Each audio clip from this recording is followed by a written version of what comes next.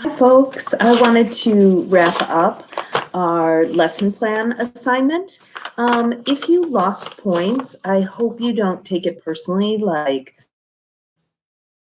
oh, my teacher thinks I'm a crummy teacher, or I just took off points if there was something I expected to see on the rubric and then I didn't see it. So it's not a assessment of you personally. It's assessment of the items I was looking for on the rubric.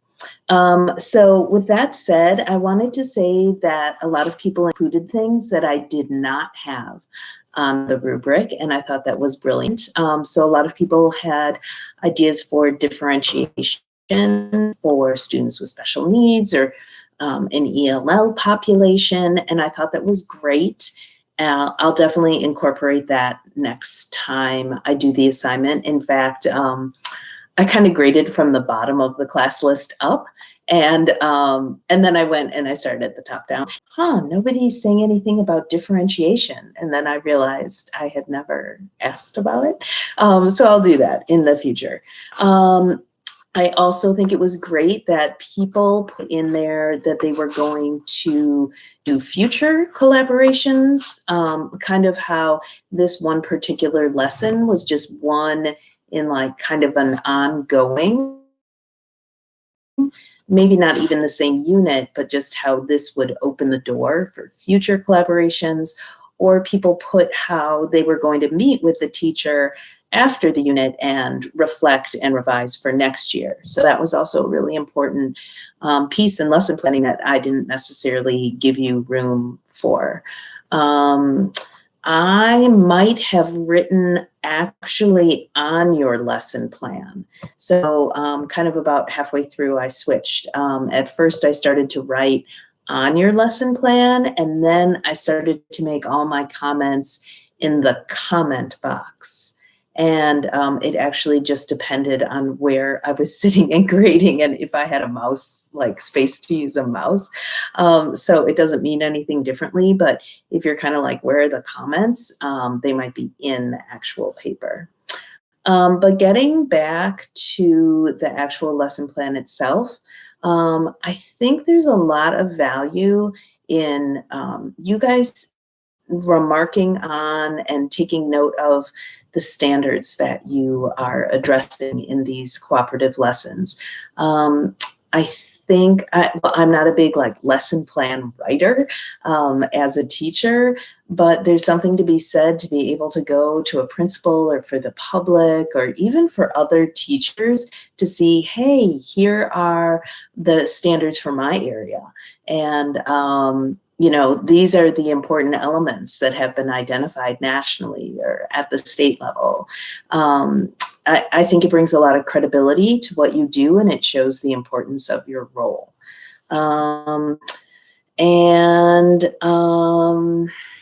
What else?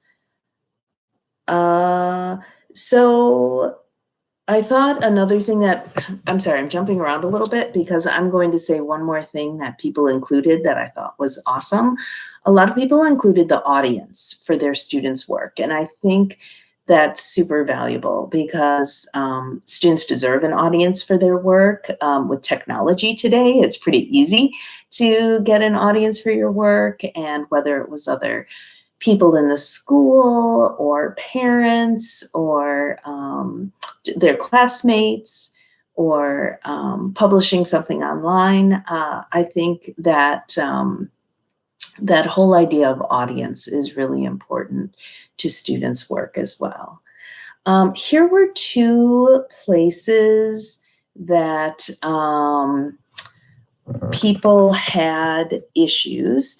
So the attention getter or motivation piece should be short and sweet and really connect to students like on a visceral level. So saying the kids will come in and I'll read this great story. Well, that's good, but why should they listen to the story? Like you kind of need to bring them in and get them connected.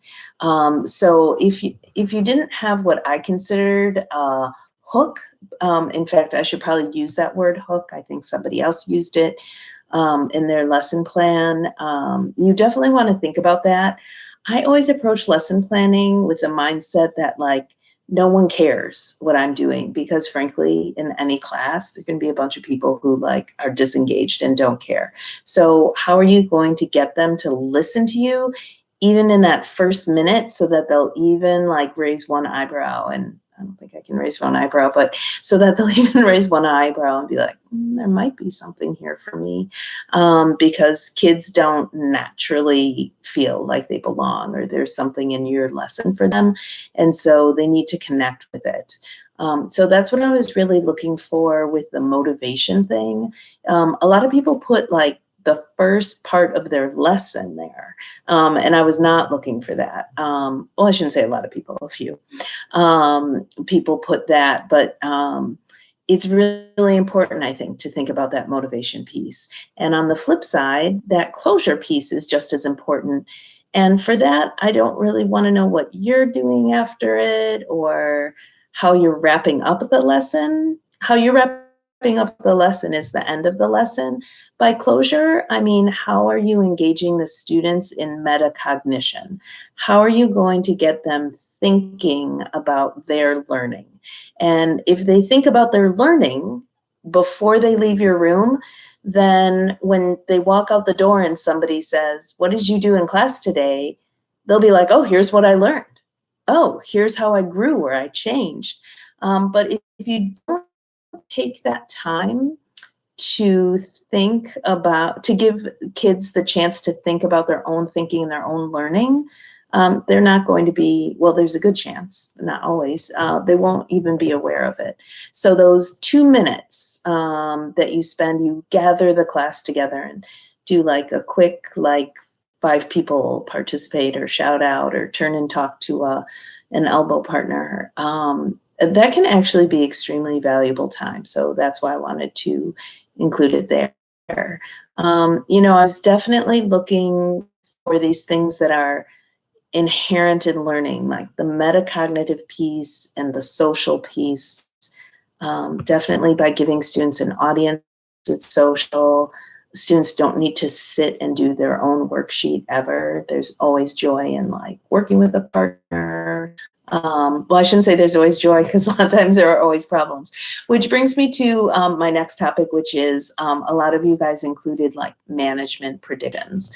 Like you knew that if you had students work in a group, they would need group expectations or a review of roles for this group work and things like that. And I think that's really valuable, because the more like supports you can have in there, I think it's important to predict all the different ways that kids are going to behave. And that's not because like I think kids are bad, but I think kids are brilliant and creative and fun and not held in by a lot of boundaries. So if you're going to give kids certain manipulatives, you should probably expect them to do some naughty things with them. So all that means is you need to picture the lesson in your head and how it's going to go down, and then plan for it, to say, to acknowledge, oh, I know you could stick this up your nose, but we're not sticking them up our nose today.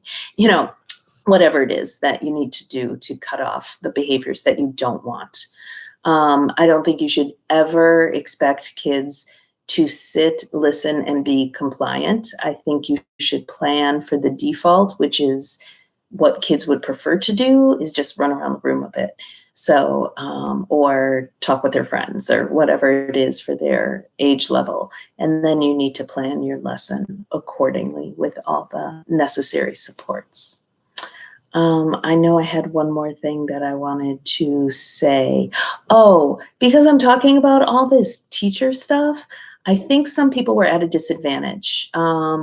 This is the first time this course has ever been run with people in it who weren't already teachers, because the law just changed that in Wisconsin, where you can get licensed to be a school librarian when you haven't already had years of teaching experience and already had a teaching license. So I think I'll make some adjustments to this assignment based on that. Like I'll have an extra little like video or module for people who maybe aren't used to with the classroom environment or managing 25 kids or those kind of things. So that was, that might have put you at a disadvantage if you didn't have the classroom experience. At the same time, hopefully, there was enough in there for you to go from to at least, to start to build a lesson plan and an understanding of lesson planning. I think I covered everything that I wanted to cover from my notes. So thanks. They were really enjoyable to read. The variety in the lesson plans was huge. Everything from note-taking to annotated bibliographies to makerspace activities, supporting English language arts, supporting science, supporting FACE class, the Family and Consumer Science. Really exciting, great collaborative stuff. So a lot of great inquiry, a lot of great even poetry lessons. So well done. Good work, 642, and take care.